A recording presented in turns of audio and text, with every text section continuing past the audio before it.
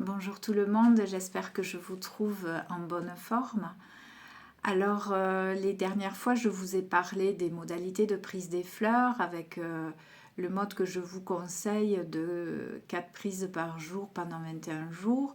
Je vous ai expliqué la toute dernière fois que parfois on peut oublier ses fleurs et ce n'est pas dramatique. On essaie de suivre le traitement quand même jusqu'au bout. Mais si un oubli, c'est pas dramatique, ça peut s'expliquer par un dialogue avec les fleurs. Donc tout ça, je vous en parle dans la vidéo précédente. Aujourd'hui, je veux vous parler des effets secondaires potentiels des fleurs. Alors comme je le dis depuis le début dans les vidéos, les fleurs ne sont pas un médicament. Il n'y a pas d'effet secondaire en fait, puisque dans les fleurs, on ne retrouve que l'énergie des fleurs et pas d'extrait de plante. Il n'y a pas de, si vous voulez, d'extrait, donc de principe actif de la plante. Du coup, il ne peut pas y avoir d'effet secondaire. On est sur un soin purement énergétique. Par contre, ce dont je veux vous parler aujourd'hui, c'est qu'il y a certaines fleurs, vu qu'elles entament un dialogue avec vous, elles vont avoir ce qu'on peut appeler des effets secondaires, mais en fait, c'est pas tant des effets secondaires tels qu'on l'entend au sens des médicaments. Disons qu'il y en a certaines, je vous prends des exemples concrets, notamment l'olivier. L'olivier qui est la plante des grosses fatigues, quand on est fatigué à la fois sur le plan moral et sur le plan physique, qu'on n'a plus du tout d'énergie vitale. L'olivier, en fait, peut avoir ce qu'on peut qualifier d'un petit effet secondaire, c'est-à-dire que quand vous prenez l'olivier, si l'olivier décèle en vous énergétiquement que malgré votre grande fatigue, vous ne vous reposez pas, l'olivier va vous aider à retrouver le repos. Et comment il va le faire? S'il voit que vous ne vous reposez pas, s'il sent que vous continuez à être dans l'action malgré tout, à ce moment-là, le sentiment de fatigue va être accentué par la prise de cette fleur-là pour vous pousser à vous reposer. Parce que quand on est fatigué, il n'y a pas 10 000 solutions, il faut se reposer. Donc, c'est là qu'on sent le dialogue avec les fleurs. C'est-à-dire que la fleur, si elle sent que vous ne vous reposez pas, elle accentue votre sentiment de fatigue, votre impression, votre fatigue, pour vous pousser tout simplement à aller vers ce repos, pour relancer le repos chez vous, comment dirais-je, la motivation à se reposer. Voilà.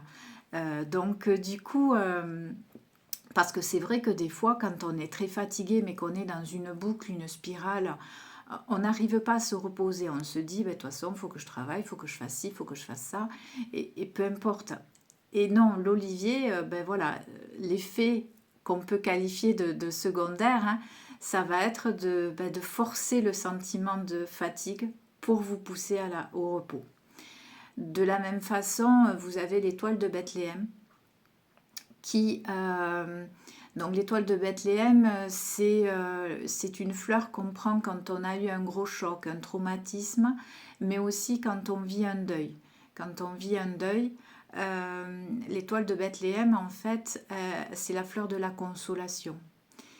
Et cette fleur, en fait, quand vous la prenez et que vous êtes en phase de deuil, mais certaines personnes pendant le deuil n'arrivent pas à pleurer. Le deuil n'arrive pas à sortir en fait.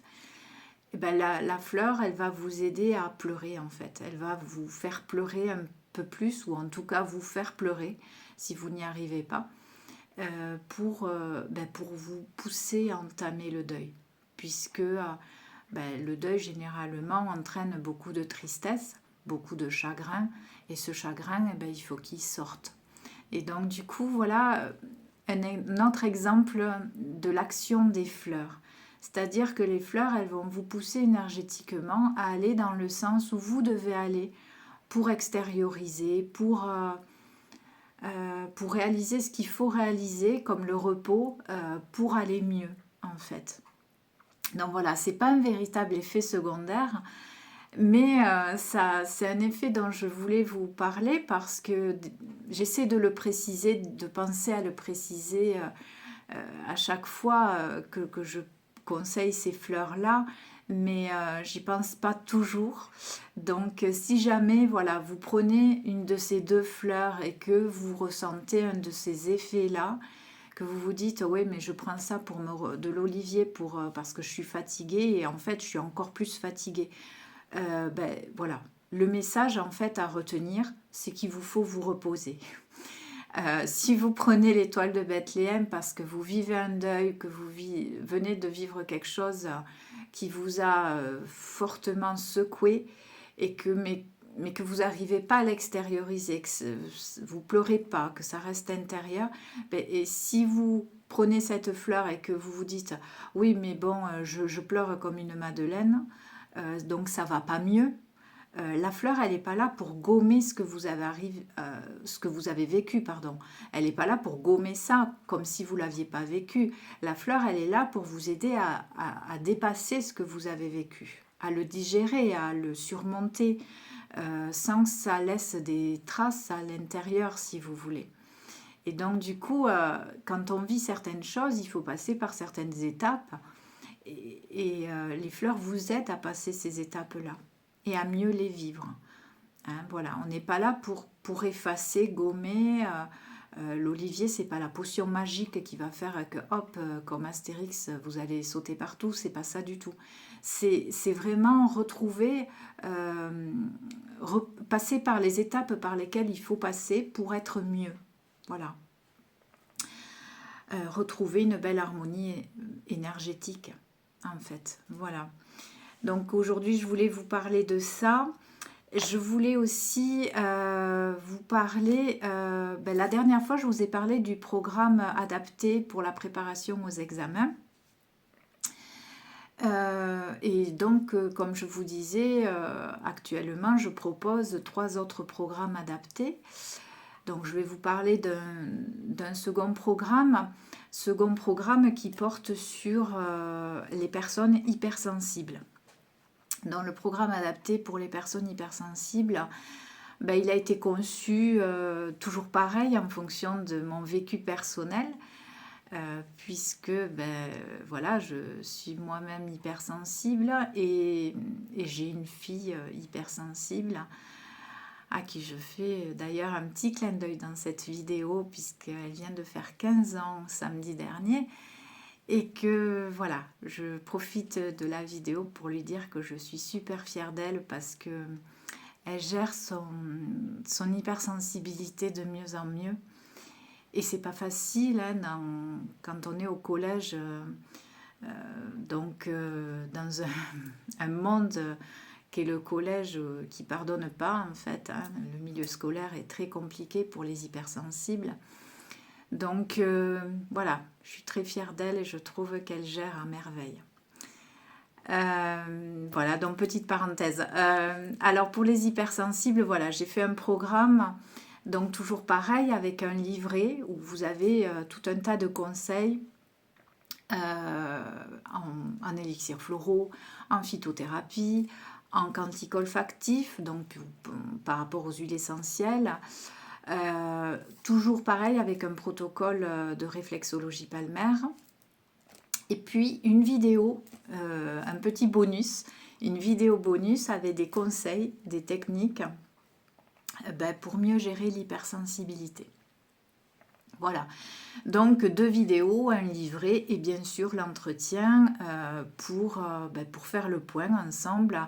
Donc cet entretien, il se passe au début du programme où je vous explique le fonctionnement du livret, je vous explique les vidéos un peu, et on essaie de faire le point par rapport à votre situation à l'instant T pour voir ce qui vous irait le mieux pour débuter. Après, vous êtes libre soit de reprendre des rendez-vous ou pas, de vouloir fonctionner en autonomie, hein, puisque je vous expliquais la dernière fois que l'idée de ces programmes, c'est de vous aider à l'autonomie. Mais encore une fois, je le précise, si vous avez besoin d'être accompagné, il n'y a aucun problème. Avec grande joie, je suis là pour prendre d'autres rendez-vous. Voilà, donc ce programme pour les hypersensibles, donc vous pouvez le faire à distance ou en présentiel ici à côté de Toulouse. Si vous voulez prendre rendez-vous, donc c'est sur mon site internet. Alors si vous prenez le rendez-vous en distanciel, n'hésitez pas à me le faire savoir pour que je puisse organiser la visio avec vous. Voilà, et qu'est-ce que je voulais vous dire? Je crois que c'est à peu près tout. La prochaine fois, je vous parlerai des autres programmes adaptés. Si jamais vous avez envie que je parle d'un sujet en particulier lors de ces vidéos, vous n'hésitez surtout pas à me le dire, à me poser des questions. Je répondrai du coup mercredi prochain à ces questions. Voilà, n'hésitez surtout pas, c'est avec grand plaisir. Je vous souhaite une belle fin de semaine. J'espère qu'elle a bien commencé d'ailleurs. Et je vous dis à très très bientôt et n'hésitez pas si vous souhaitez prendre rendez-vous. Merci.